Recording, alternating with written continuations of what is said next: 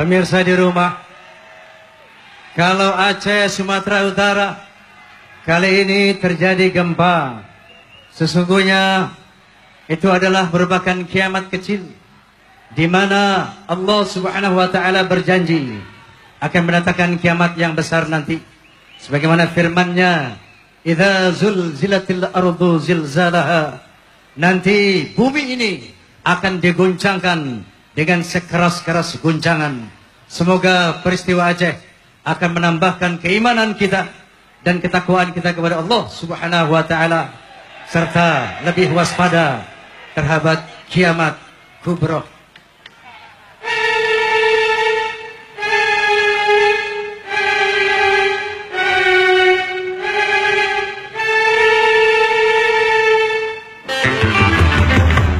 Gunung-gunung yang kuku terpancang, hari itu akan diterbangkan. Gedung-gedung yang tinggi menjulang, hari itu akan diterbangkan. Hari itu, hari kiamat, hari yang menghancurkan jagat. Hari itu, hari kiamat, hari yang menghancurkan umat.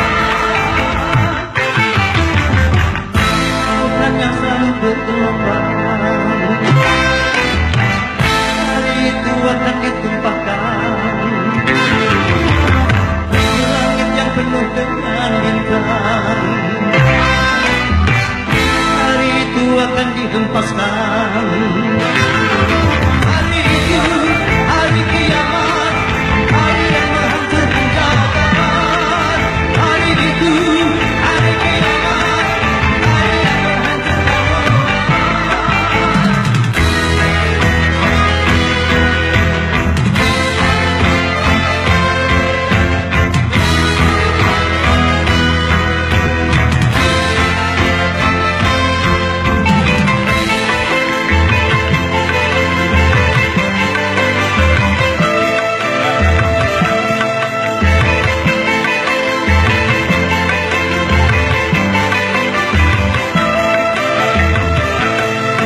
Hari itu tiada lagi pertolongan. Hari itu tiada lagi perlindungan. Semua orang ketakutan, berikan tangis memilukan, rasa kengerian mencekam, maut menyelubungi alam.